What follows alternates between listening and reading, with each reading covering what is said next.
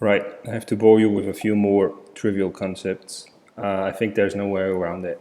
Just recently, David Fuller accused Dave Rubin of being one of those within the intellectual dark web who has not been doing his homework and is not really a progressive voice, but a regressive voice that is falling back into pre-conventional models and pre-conventional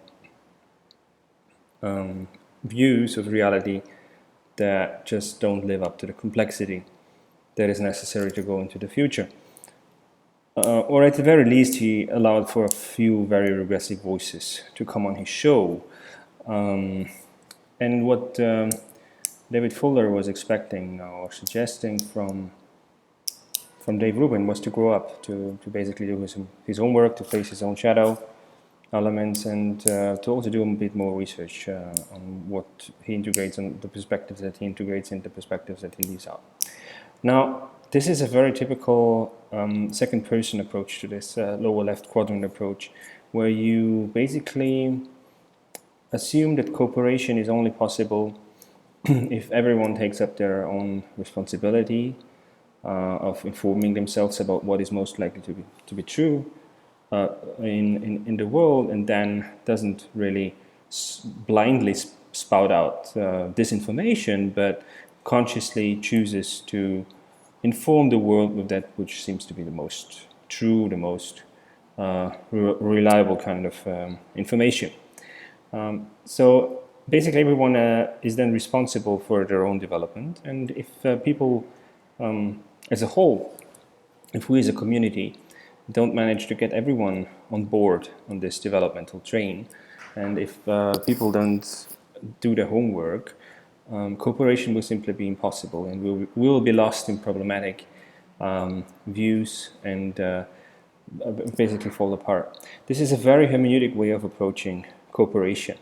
It assumes that cooperation is possible only on the assumption of agreement, of agreeing about something, and also on the assumption that cooperation is only possible if, well, coming from integral theory now, if there is some kind of mutual crossover of being at the same stage or speaking from the same stage.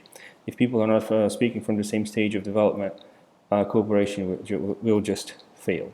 Now let's flip this upside down. I think even if you imagine a situation where people were perfectly speaking from the same stage, whatever this might mean for you, does it seem obvious that they will be able to cooperate? Does it seem obvious that if you were to lock up, I don't know, take any of the of your idols and lock them up in a room, do you think the necessary result of that, if you put like Meister Eckhart together with Rumi and 10 other people that you admire and that you think are definitely speaking from the same stage of consciousness, do you think they would necessarily cooperate?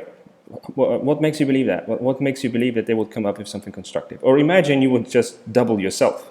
What would make you believe that two versions of you would cooperate, even if they're speaking from basically the same experience, from the same experiential background? Doesn't seem obvious to me. And I think what this is definitely missing is it's once again, so we're missing out the Aspergers, we're missing out the Aspies that have been paying attention to the lower right quadrant a bit more than the average person is. And what the Aspies have actually found is ways of making people cooperate blindly, ways of making people to cooperate without them really even perceiving each other as persons, without even being aware of the other as a subject, but only being aware of the other's actions and how you can integrate your actions with those of others so that they can follow a specific goal. This is something that you can observe in software development, for example, where people don't have to be necessarily a community. They don't have necessarily to agree in order to be still able to develop projects and to get somewhere. I think we also need this when we are thinking about these integral communities and how to implement them. We need this lower right quadrant approach to this whole thing, and we need to find ways of making people blindly cooperate with each other, because I don't see the version that is now out there with the commons idea. I don't see this working out. Even if people were to have the same values, even if people were to like each other, and even if people were to really occupy the same we space in the lower left quadrant, this doesn't guarantee for me at all that they would be able to really produce something, to create something together. It's not obvious. I think there are other principles here at work. There are principles that in business environments usually people have been talking about. Other principles that are just as important if you want to create something and if you want to get things done. And Sam Harris once used an example. He basically agrees with Peterson's suggestion that if we were to be put back into, let's say, World War II times, and if we were to be put back into the environment that existed back then, most of us would act just as atrociously and just as immorally as the Nazis did. In the very same situation. It might even be worse because we're not used to acts of courage being required from us, for example, in our everyday environment. So we're really not trained in this area.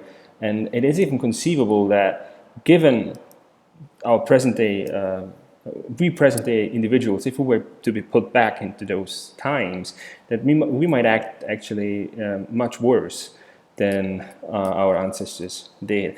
And what Sam Harris is suggesting in this regard is he's saying he's not hoping for people to become more moral. I think our moral capacities are very limited. But what he's hoping for is systems that are fail-safe, institutions and informational webs, if you want, that make it more and more difficult in the course of time to simply do the wrong thing. Our present-day society has, for example, so many fail-safe systems that it's really getting more and more difficult to simply do the immoral thing, which is often easier than doing the right thing, right? But we have found ways of doing the right thing, making it more attractive to people and making it more easy.